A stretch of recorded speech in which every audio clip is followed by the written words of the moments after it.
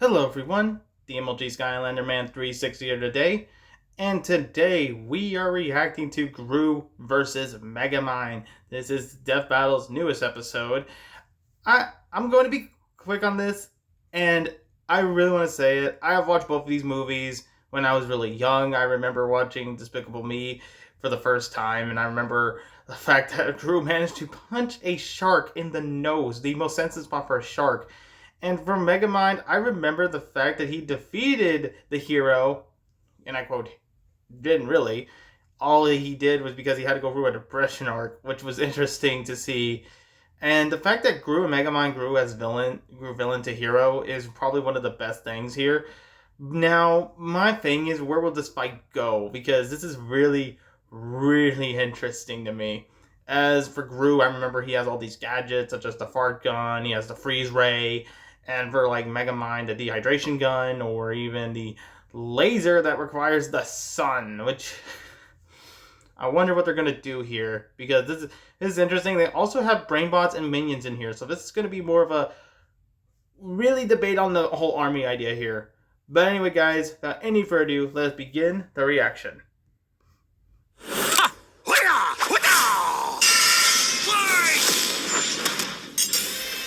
Gru versus Megamind. You either die a despicable villain or live long enough to become an admirable hero. He's Wiz and I'm Boomstick. And it's our job to analyze their weapons, armor, and skills to find out who would win a death battle.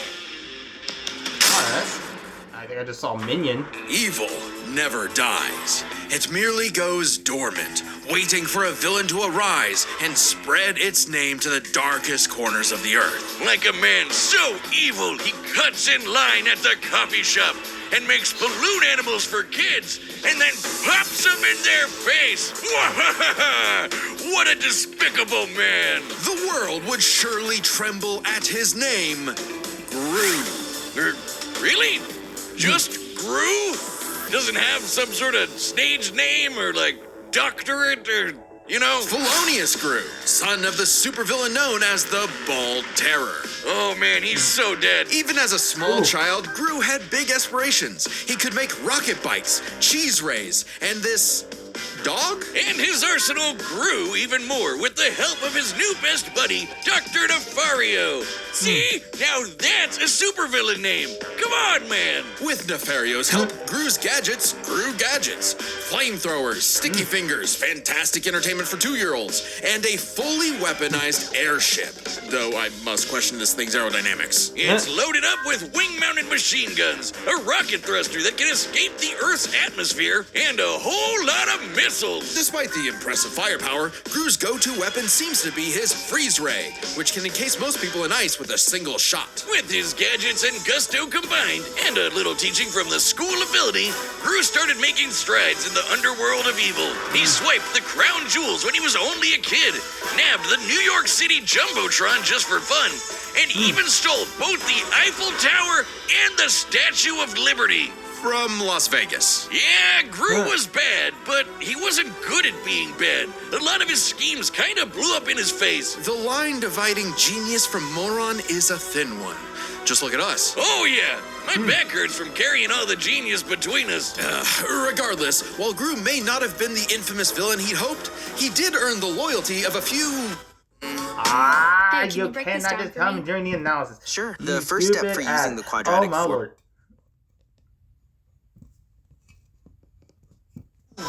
Guys. Guys? Yeah, guys. Like, little guys. There's Kevin, Bob, Stuart, Otto, Billy, Larry, John, Liam, Chad. Oh, the Minions! And that's not just their role, it's the actual name of their species. Right, the Minions have existed since the dawn of life itself, over 3 billion years ago, and they all follow one instinct: to serve the biggest, baddest, most despicable villain they can find. T-Rexes, Count Dracula, AI artists, whatever evil they can lay their grubby little eyes on. Or just one eye. But finding their big boss was the easy part. Keeping them, not so much. The amount of times the Minions have incidentally caused the death of their own bosses is staggering. Wait, didn't one of them serve the Queen of England? What about it?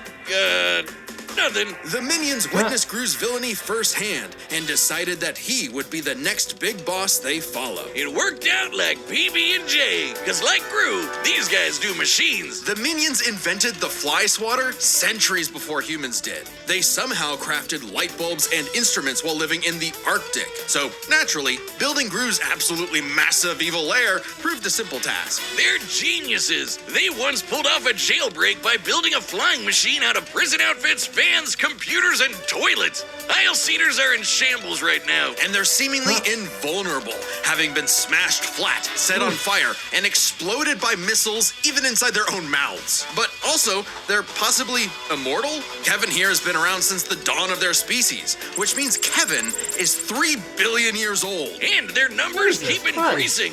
Over 10,000 minions clock into work every day. And yet, in a real work setting, they'd be fired in minutes. Oh yeah, there's nothing like a banana, a popsicle, a butt, or anything remotely silly to distract him enough for plans to go off course. Bet these guys love TikTok. It's no wonder that, even with thousands of minions at his back, Gru still couldn't cut it as a supervillain.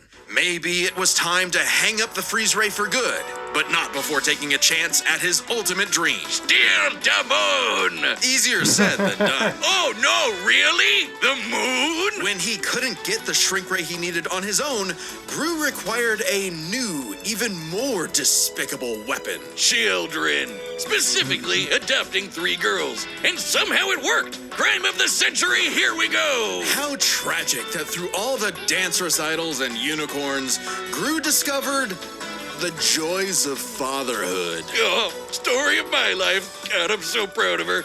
Anyway, out with the villain and in with the bedtime stories. But even though he turned a new leaf for his daughters, Gru wasn't done commanding his minion army. Now he'd just do it as not a villain, by joining the Anti-Villain League. The AVL hooked him up with lipstick tasers and goop grenades, mini submarines and high-tech cars, and some great date nights with the future Mrs. Gru. Things are looking up, buddy. 5 minions even underwent experimental procedures to become more powerful than before. The Mega Minions. Tim Oh, yeah, stretches. we're bringing them Dave in. got super strength. Gus got super strength and flight. Sorry, Dave. Jerry became an indestructible brick monster who eats live bombs. He's my favorite. And Mills' new laser eye can blast through the planet and hit a satellite on the other side in less than a second. Calculating its speed across the Earth, that's 5% the speed of light. So, Gru's true calling wasn't being a villain at all. He's an anti-villain. And he's good at it, too. This guy can dodge heat-seeking missiles and casually punch out a shark in one shot. All because he was in full dad mode. But the most incredible element here is easy to miss. For billions of years, the minions have had the biological drive to serve the greatest villain they can find. And yet, despite Gru's turn away from villainy, they chose to continue serving him. The minions' love for Gru is so strong, it overwrote their primordial genetic code. They still see greatness in him, even now. After all, Felonious Gru will go to the moon and back to keep his family safe. Wait, Kevin, don't touch that button! Okay, Megamind should be up next, but there is a chance that it got totally nuked by DreamWorks since they hit our preview last week. Don't worry, we have a plan.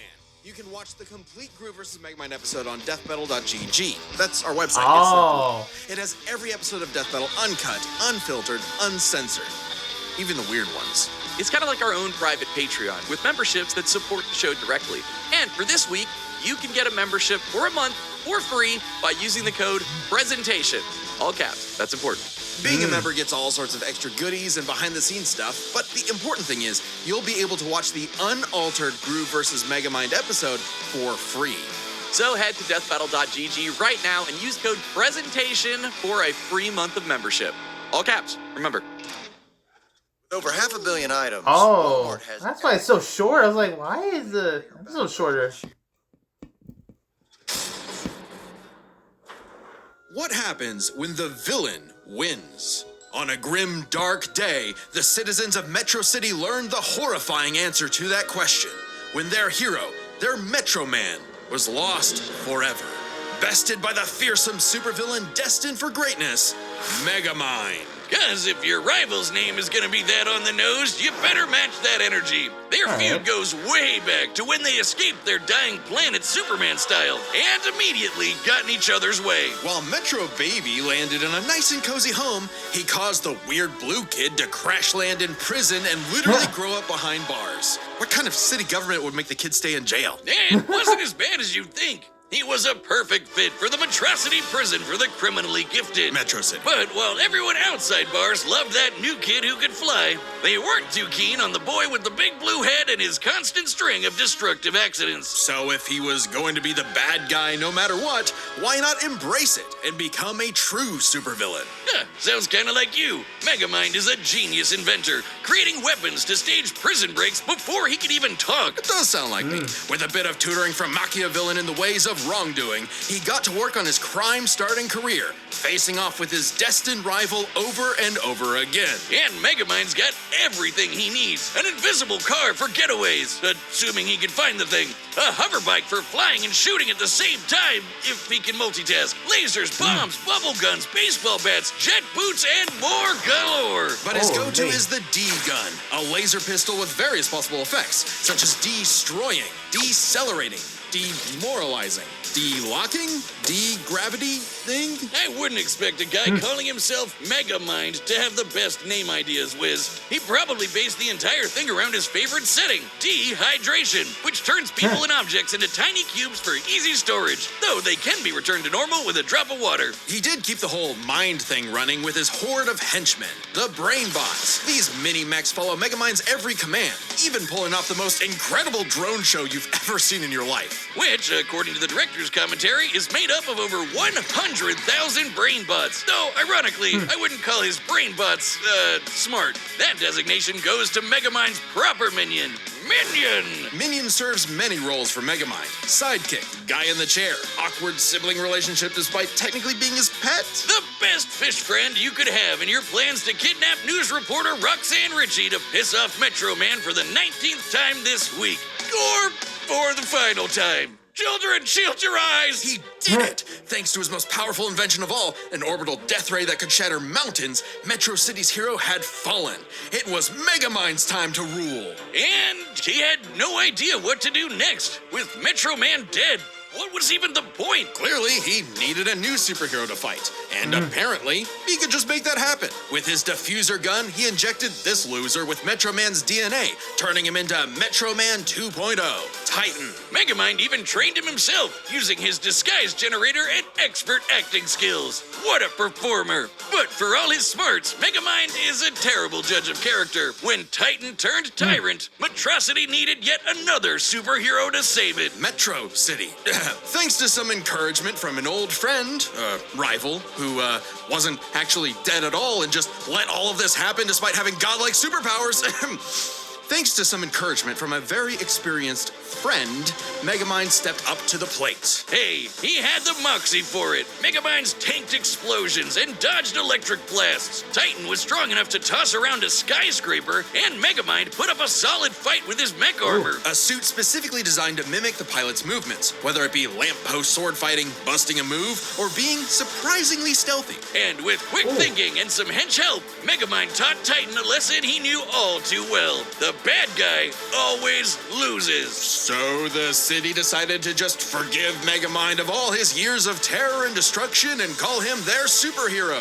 I guess they didn't really have any better options. Hey, Megamind took his new role as the city's hero seriously. He even built a suit that mimicked Metro Man's strength, flight, and X-ray vision. Now, the D-gun is used to make runaway bad guys lose their balance and get caught. His portal bazooka is excellent for saving people from out-of-control cars. And while the death ray might not have been a hero killer, it's certainly great at blowing up giant evil robots. And Minion was all for it. Actually, once they went nice, Minion had to legally change his name to Old Chum because of some other Minion-related thing. What?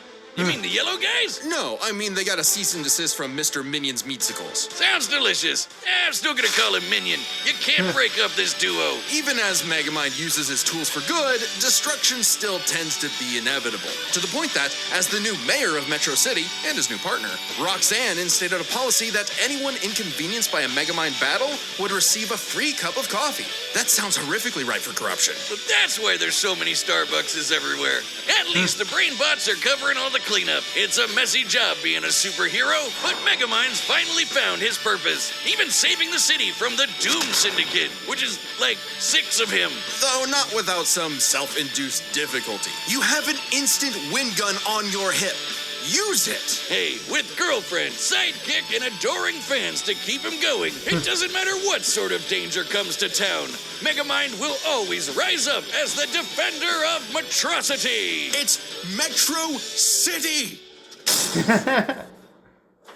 Wiz, what happened to you? You look funny and squishy. All right. I'm over here, Boomstick. That's the new Death Metal plushie from YouTube's, and it's available to order right. Oh, like the one they made of me a year ago. You got jealous, didn't you? What? No, mine's way cuter. Look at it, and you can get one by clicking the link. They forgot to color one of your arms. Boomstick, I have a metal arm. I always have. Oh, and if you order it, there's a chance you might get a special version with a gold arm. That's actually kind of awesome. You definitely want one. Oh, fine. Yeah, I do. I wonder how they're gonna do this. I really question it.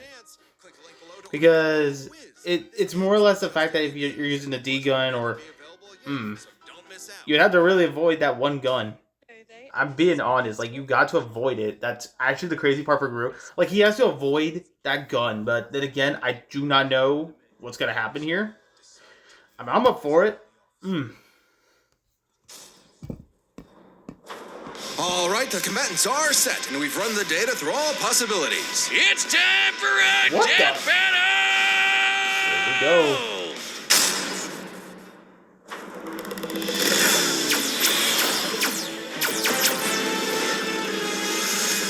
Minions, prep the artillery! We're not letting him get away! Hi, peoples! Ooh, and here I thought it was the hero who chases the bad guys! Ha!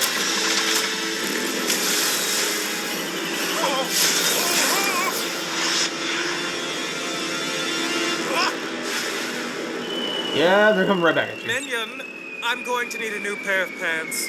Yes, sir. Sending you the Sunday Best package. Ooh. Take this!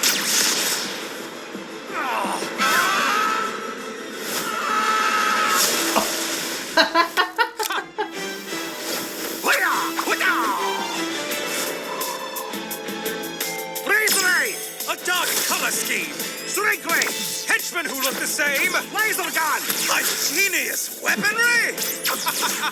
You are certainly a real supervillain!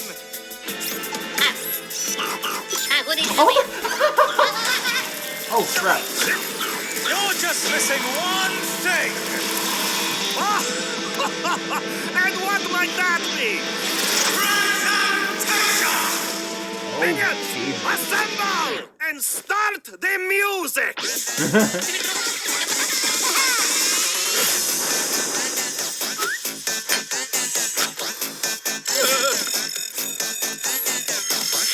Oh, check that mark in the morning. No, hey, we just fixed that.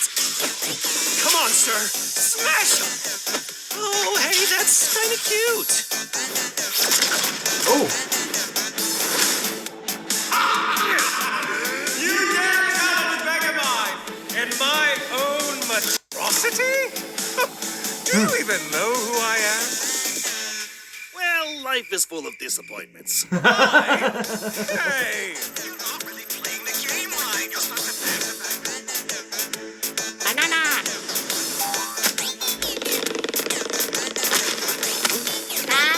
Does it remain? Oh. Now, as you like to say, Gun! If you're going to steal my lines, at least do it properly. Oh.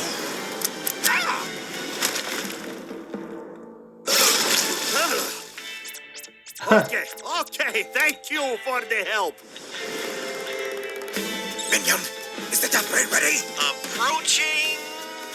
Getting there. Almost. Kinda. Maybe. On the way. Yes. Fire! Oh, shoot. Whoa!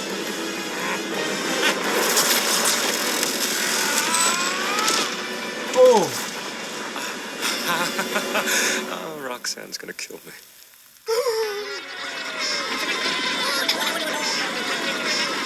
Remember this, villain! The good guys always win! This is how it's really done! Dehydration gun! Villain! You mean... Oh, wait a minute. This is all a big misunderstanding. Huh?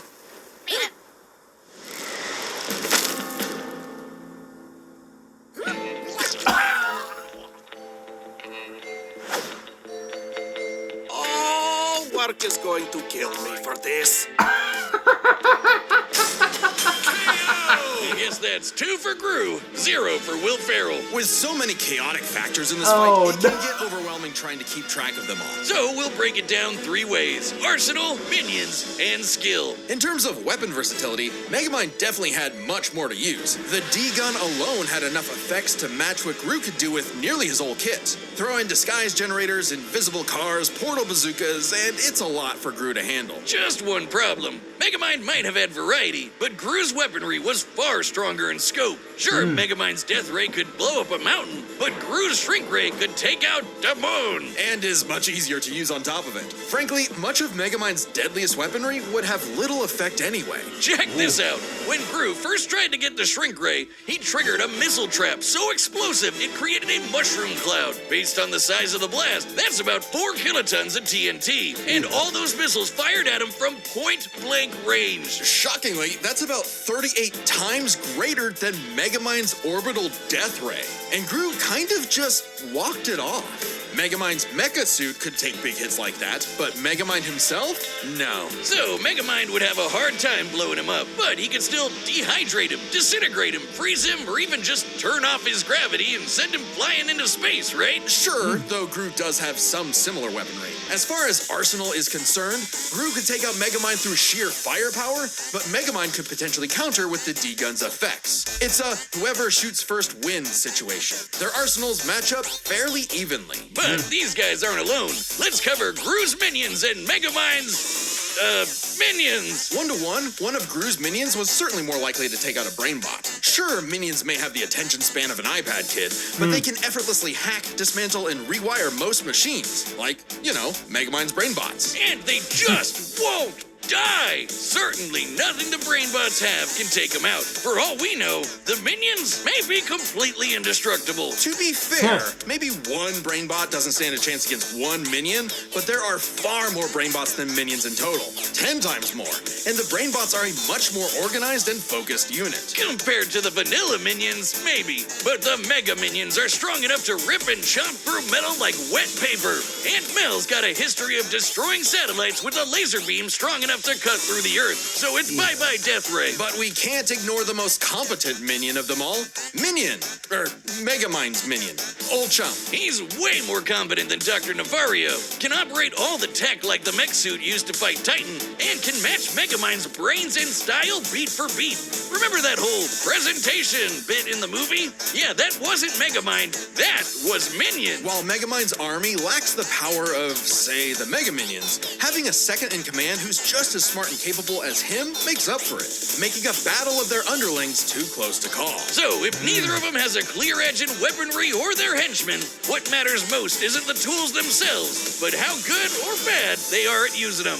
It all comes down to skill. Both Gru and Megamind have their share of less than genius moments and bad luck, but even in the face of things gone wrong, Gru tends to fail upwards, still ultimately completing his missions, unlike Megamind, who tends to fail much harder before he learns how to succeed. And we love him for it. It's not like Gru has to put up with Elvis Superman, but even during their villain phases, Gru found some success, unlike Megamind. Who also has a bad habit of not using his weapon effectively.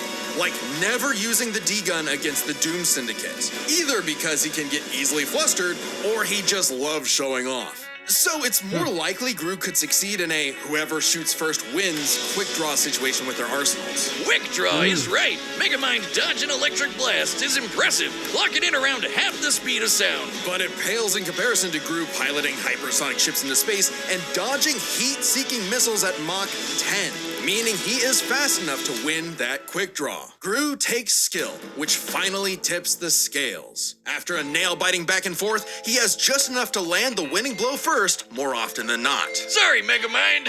I think you losing was a atrocity. It's Metro's Atros. The winner is Felonious Gru. Next time on Death Alright, what do Battle. we got?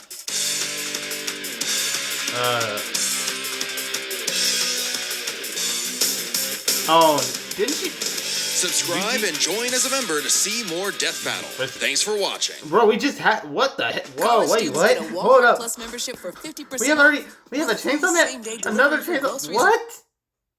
That early? That early? Jesus. Okay. I was expecting Aang versus Traveler, but okay. We're just going through that then. Oh, okay. Wow. That was early. Like, holy crap. What the? That's so early. Okay. Huh. And, with Gru versus Megamind, I'm going to go on this. I kind of would see that now for her to win. That would make sense because of the situation. Because Megamind does showboat and doesn't really use most of his stuff. Gru just goes for it. Alright. I have to say, that was an interesting... That was really interestingly...